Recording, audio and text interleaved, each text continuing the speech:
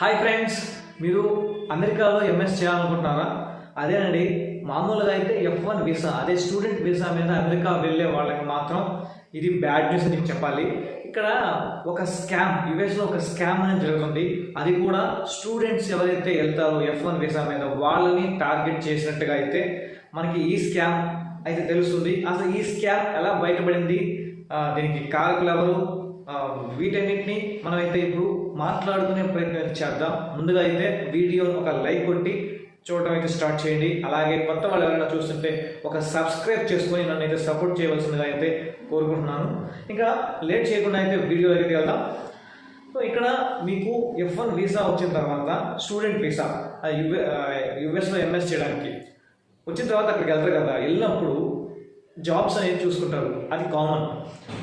ఎప్పుడైతే బిఫోర్ కరోనాలో ఏమైందంటే అక్కడ డైలీ కాలేజ్కి వెళ్ళాల్సి వచ్చేది.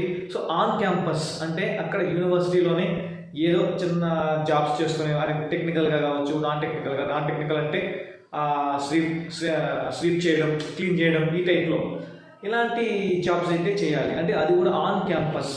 అది ఎవరైనా ఇప్పుడు ఇక్కడి నుంచి వెళ్ళేటప్పుడు బ్యాంక్ లోన్స్ పెట్టుకుని తీసుకెళ్తారు. ఇంకా అక్కడ కూడా మనకి సర్వే అవ్వాలంటే ఆ డాలర్ రేట్ ఎక్కువ కాబట్టి సో ఇక్కడ నుంచి డబ్బులు పంపించడం కుదరదు. సో అందుకనే వీకెండ్స్ అంటే వీక్లీ ఒక 10 hours 20 hours జాబ్ చేసుకుని ఏదో ఆ వచ్చిన $900 కొంచెం అలా నెట్టాలి అని చూస్తుండేవాళ్ళు. దాని తర్వాత ఏమైందంటే ఆఫ్టర్ కోవిడ్ సో కాలేజ్కి వెళ్ళలేదు. వీక్లీ ఓన్లీ వన్స్ అంటే పోవడం రావడం అంటే ఇట్లా ఉండేదన్నమాట. సో ఇట్లా ఉన్నప్పుడు ఏమైంది, ఆఫ్ క్యాంపస్ జాబ్స్ అంటే బయట హోటల్స్లో పనిచేయడం, బార్లో పనిచేయడం, అంటే ఎట్లా అంటే గొడ్డు చాకరీ లెక్క అనమాట. అక్కడ గంటకి $20 $30 యాజ్ పర్ ద వర్క్ ఇస్తుంటే సో ఇక్కడ ఆఫ్ క్యాంపస్ జాబ్స్ అనేది బాగా ఫేమస్ అయిపోయాయి, పాపులర్ అయిపోయాయి అనమాట. వాళ్ళు బాగా యూటిలైజ్ చేసుకోవడం వీళ్ళని సో వాళ్ళకి వచ్చి వచ్చిన హిస్టరీ అలాంటి వేయడం అనమాట. ఇంటి దగ్గర అసలు పని చేయండిరా బాబు అంటే అస్సలు ఏరు పెట్టని వాళ్ళు కూడా అక్కడికి వెళ్ళి గొడ్డు చాకరీ చేసేవాళ్ళు. గొడ్డు చాకరీ చేస్తే ఏ $10 $20 అంటే మనకి $10, వాళ్ళకి $20 గంటకి. సో ఈ టైప్లో వాళ్ళు ఏమనుకునేది అనమాట, ఇక్కడ మనము బ్యాంక్ లోన్ పెట్టి వెళ్ళాం కదా ఎంఎస్కి, సో ఈ జాబ్స్ చేసి కవర్ చేసేయాలి అనే మనస్తత్వంతో అయితే వెళ్ళారు. అది కంప్లీట్గా రాంగ్.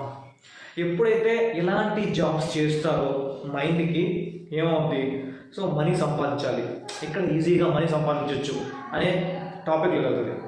సో నీ వే అనేది మారిపోద్ది. సో మారిపోయినప్పుడు ఏమవుద్ది, ఇలాంటి స్కామ్స్ అనేది వస్తాయి. అసలు స్కామ్ ఏంటి అంటే మన ఇండియాలో ఒక అన్నోన్ పర్సన్ ఎవరైతే ఉంటారో అతను యుఎస్ సిటిజన్ లాగా, యుఎస్లో ఒక పోలీస్ ఆఫీసర్ అనుకో, సపోజ్ పోలీస్ ఆఫీసర్ లాగా, ఒక పై అధికారి లాగా అక్కడ ఎవరైతే ముసలి వాళ్ళు ఉంటారో వాళ్ళకి ఫోన్ చేసి వాళ్ళని భయపెట్టి మభ్యపెట్టి నీ డిఎన్ఏ ఎక్కడ దొరికింది, నీ డిఎన్ఏ ఎక్కడ దొరికింది, నీ మీద కేసు ఫైల్ అయితే ఇలా ఎంత పే చేయాలి అని వాళ్ళని మభ్యపెట్టి వాళ్ళ దగ్గర నుంచి డబ్బులు గుంజుకోవడం.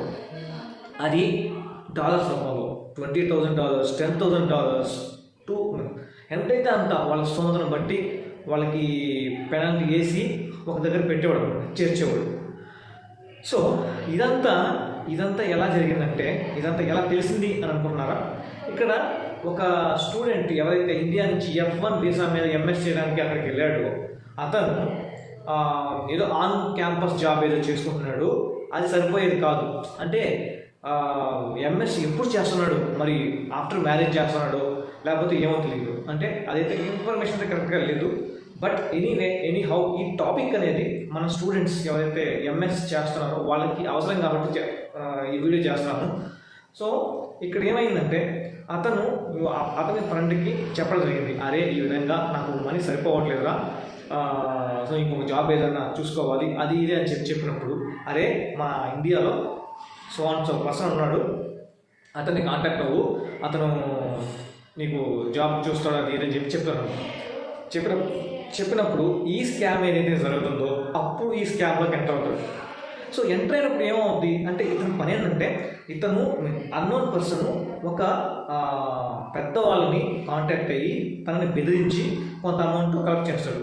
ఆ ప్యాకెట్ని అది ఒక ప్యాకెట్ రూపంలో ఇతనైతే ఎవరైతే F1 వీసా ఉంటాడో స్టూడెంట్, ఇతను పోయి దాన్ని కలెక్ట్ చేసుకుంటాడు. కలెక్ట్ చేసుకొని దాంట్లో సర్టన్ అమౌంట్, అది డిపెండ్స్ ఆన్ ద ప్యాకెట్, $1000 కావచ్చు, $500 కావచ్చు, ఎంతైతే అంత అతను తీసుకొని మిగతా అమౌంట్ని మనీ రూపంలో కానీ లేదంటే గోల్డ్ రూపంలో కానీ కన్వర్ట్ చేసి తనకి పంపించేవాడు.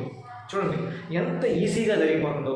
అసలు ఇది ఎలా ఫైండ్ అవుట్ చేశారు పోలీసులు అంటే, మన ఇండియాలో ఒక స్టూడెంట్ని అయితే అరెస్ట్ చేశారు. సో ఆ స్టూడెంట్ పేరు మహేందర్ దర్బార్. సో ఇది ఎలా తెలిసింది అంటే, ఇది ఇతను ఎలా పట్టుకున్నారు అంటే, యాజ్ యూజువల్గా ఇతను అన్నోన్ పర్సన్ ఒక ముసలాయన్ని కాంటాక్ట్ అతన్ని బెదిరించి సమ్ $10,000 లేకపోతే $10,000 ఏమో పెట్టాడు.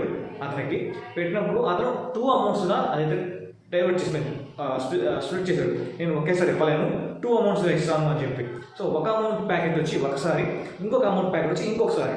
సో ఈ ముసలాయన ఏం చేశాడంటే, ఫస్ట్ ప్యాకెట్ ఎప్పుడైతే చేర్చాడో పంపించాడో అప్పుడు సెకండ్ ప్యాకెట్ పర్టికులర్ టైంలో డేట్లో పంపిస్తాను అని చెప్పడం జరిగింది. ఆ టైంలో వీడు అక్కడికి వెళ్ళాలి. సో ఇక్కడ మధ్యలో ఏం జరిగింది, ఇతను వెళ్ళి ఈ ముసలాయన ఎవరైతే ఉన్నారో ఇతను వెళ్ళి పోలీసులు కంప్లైంట్ ఇచ్చాడు. పోలీసులు కంప్లైంట్ ఇస్తే వాళ్ళు ఇతన్ని ప్రూఫ్స్తో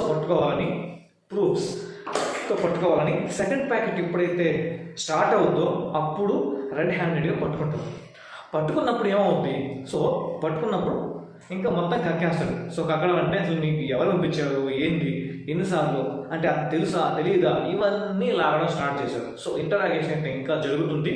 సో ఎన్ని విషయాలు బయట వస్తాయో తెలియదు.